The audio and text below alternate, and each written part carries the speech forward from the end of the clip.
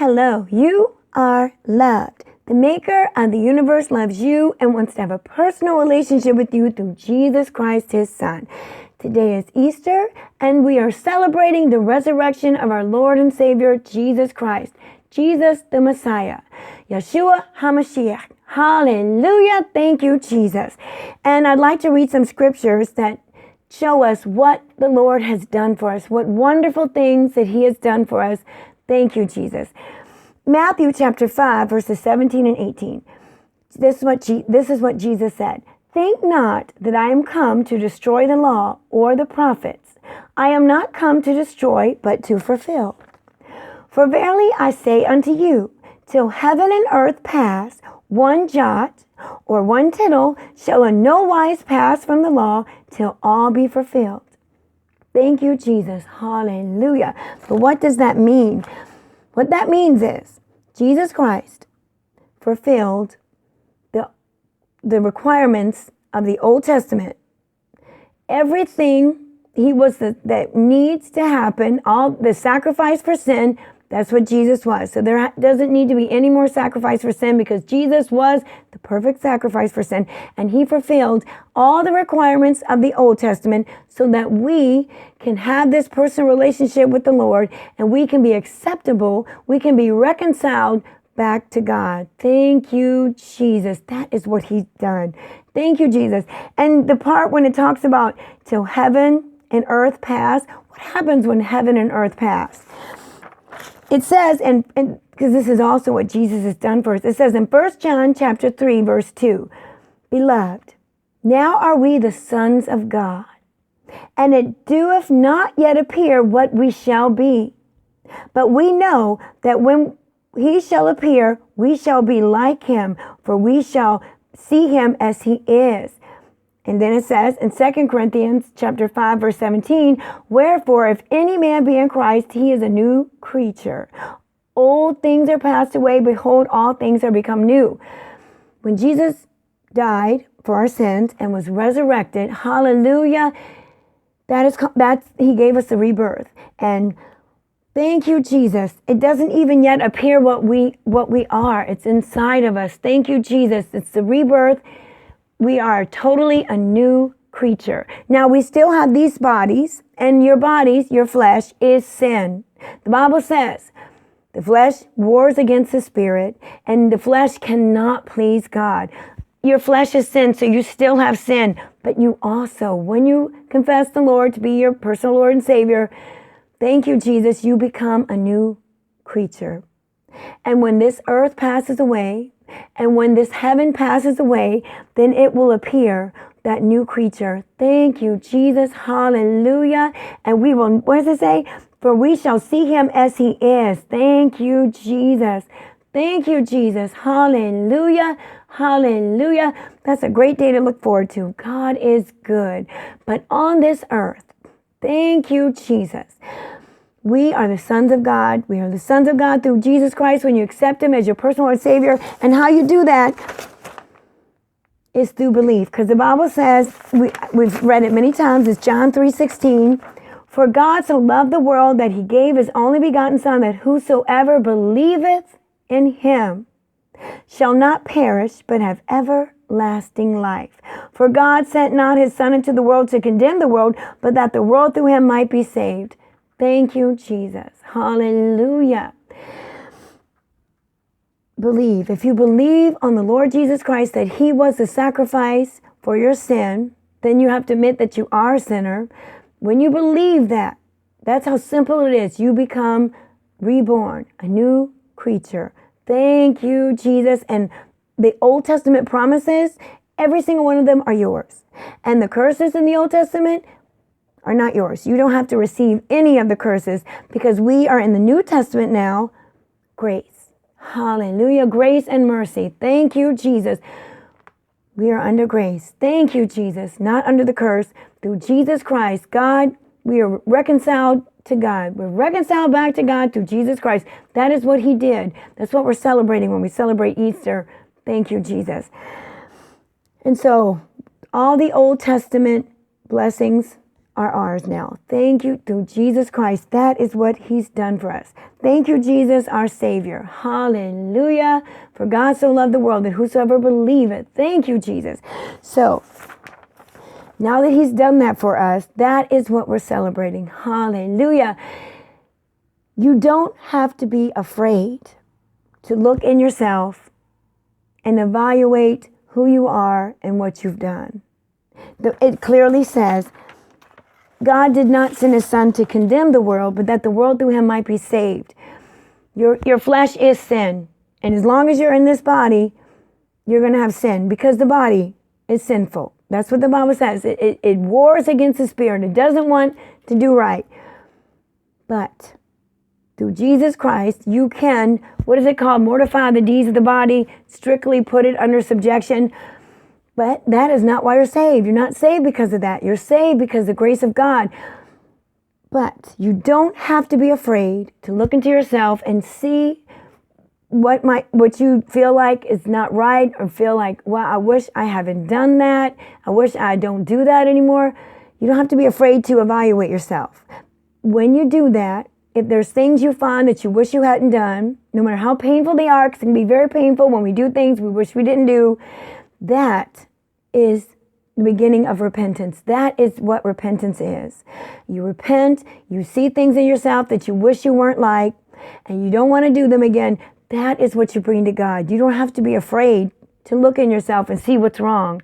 And you take that to Jesus, and he will not condemn you, and he will not judge you. He will receive you because you say, God, I believe Jesus died for my sins. I'm bringing this to you. These are the things about myself I don't like, but I want a better way. Jesus does have a better way to live. He can give you life and life more abundantly, even on this earth. That's what he wants you to have.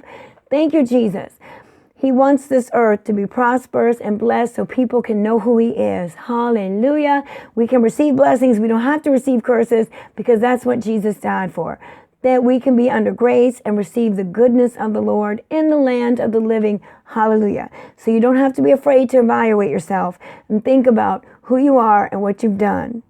No matter what you've done, no matter who you are, the Lord loves you. Jesus loves you. The Bible says, for God so loved the world that whosoever believes on him shall not perish but have everlasting. Whoever.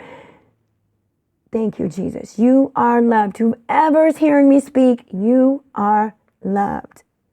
You don't have to be afraid to evaluate yourself. If you find things that you don't like, that you don't want to do anymore, that's what Jesus is for. And you bring them to him. Say, God, I don't want to be like this anymore. I believe Jesus is the Son of God, and that he died for my sins. Make me a new creature. Hallelujah. And he will. It is supernatural. It is unexplainable. It is the rebirth. This is why Jesus died. So we can have the rebirth and be reconciled to God, and that we can have good things. He loves us. He does want us to have good things. Thank you, Jesus. The Bible's full of, he wants us to prosper. Thank you, Jesus. And I'd like to say the promises in the Old Testament.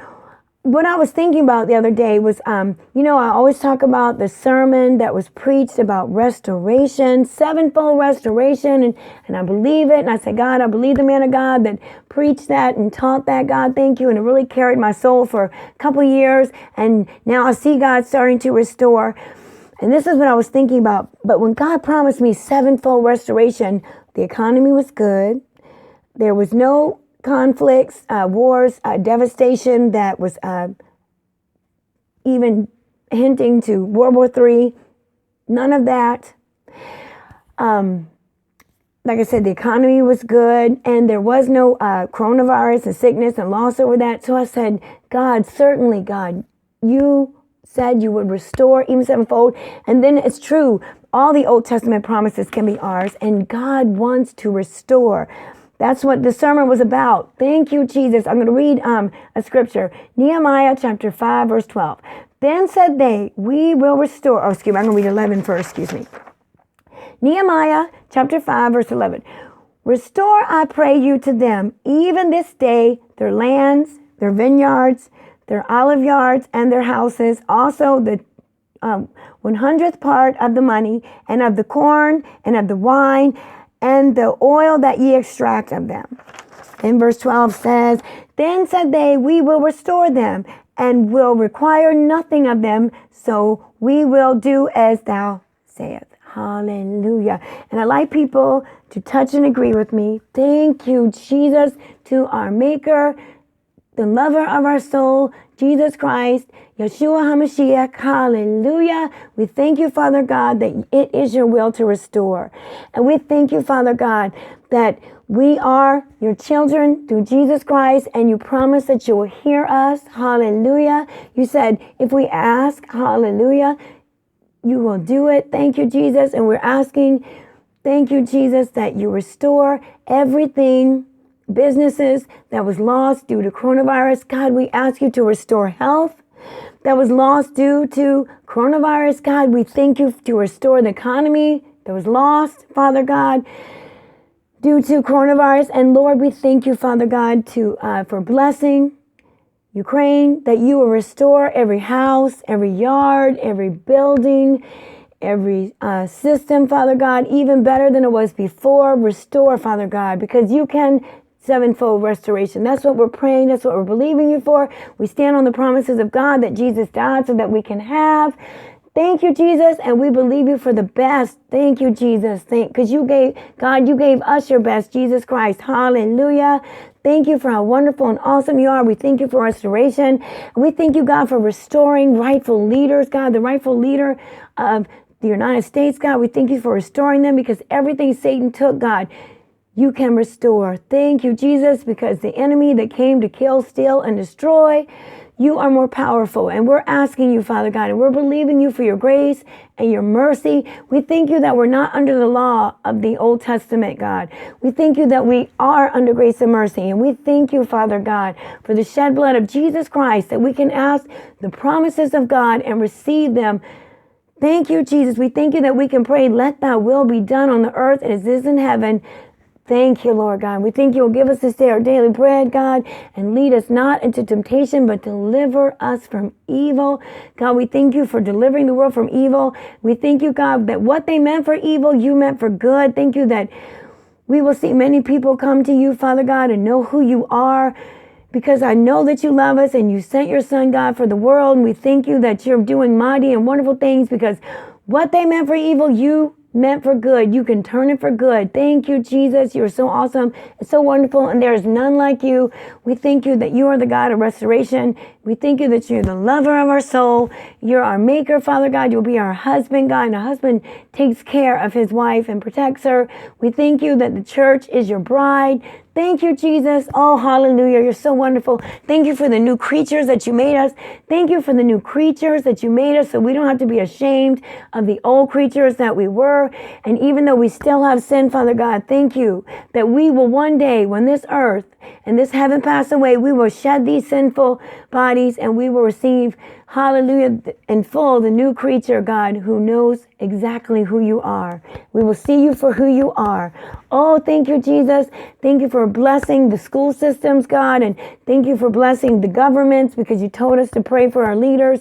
Just thank you for how awesome and wonderful you are. There is none like you. Thank you, Jesus. Hallelujah. Thank you for restoration. Thank you for your promises and restoration. Thank you that you are a God that wants to restore. And we thank you, God, that you did say that we could pray that our flight be not in winter, which lets me know whatever's supposed to happen, it can always be a better way. Thank you, Jesus. We can pray and you will hear us. Thank you, Jesus. And we can touch your heart. Thank you, Jesus. Hallelujah. God is good. He'll never leave us nor forsake us. And it's true. When you never be afraid, you don't have to be afraid to look in yourself and look what you've done and see your actions and be real with yourself. Hallelujah. Because God, and you give them to Jesus. That's repentance. You don't want to be like this anymore. He already knows what you did anyway, but you just say it to him. You know, he can see what you're thinking, and you show, I don't want to be like this. Give me a better way to live. God is so good. And he can be touched with the feelings of our infirmities. That's what the Bible says. Our high priest, Jesus Christ. Hallelujah. We don't need any more high priests. He's the ultimate high priest.